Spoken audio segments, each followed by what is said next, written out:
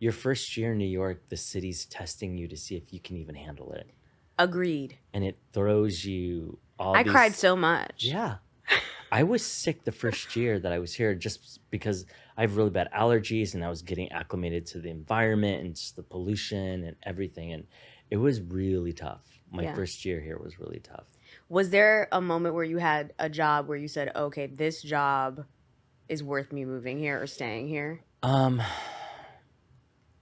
mean, I moved in the spring of 2000 permanently. Yeah. That whole summer, I was kind of like doing gig work. I was just taking whatever I needed.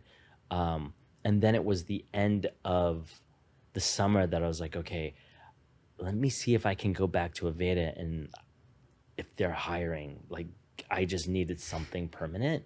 And they literally gave me like my dream role.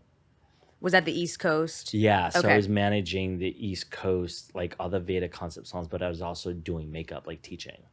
Nice. Yeah, Okay. so that was really cool. Yeah. And then that got me into marketing, working with product development. And then after 9/11 happened, I was like, okay, I didn't move here to work corporate. Yeah. And so in 2004, I left. Got it. Okay, so a couple years later, you were like, okay, I'm out. I'm leaving. Yeah. Man, that's intense. How was that decision? Because leaving corporate and going into freelance as a whole is like another money situation. I mean, I had to. Well, it was for me, I should say. Yeah, no, totally. It was hard because but I knew that, okay, if I needed to do this, I needed to literally just go back to square one. Got it. Like, I started assisting again. I met some incredible people. And then it wasn't until I met Carrie Diamond, who used to be the beauty director at Harper's Bazaar. She went over to Lancome as head of PR. Okay. And I just remember bringing her my portfolio. And this is before. Printed? Yeah. My giant book. And just like showing her everything.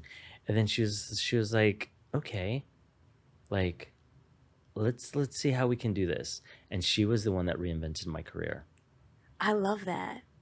That's a village person. That's a person who like changed the trajectory of what was happening. Yeah. What do you think she was looking for? What do you think she saw? I think I don't know, to be honest. She's just one of these people to this day who just sees something in someone and just understands and is always wanting to help. That's awesome. And because of her, I met Jack and Lazaro at Proenza Schooler because Lancome was sponsoring their makeup for their shows, and Gucci Westman was the creative director then at the time. And basically, whatever stuff that Gucci didn't want to do, that PR had, they sent it my way. That's incredible. Yeah, so that's how I met Jack and Lazaro. That's how I met Chloe Sevigny. How I met Lauren Santo Domingo. Wow.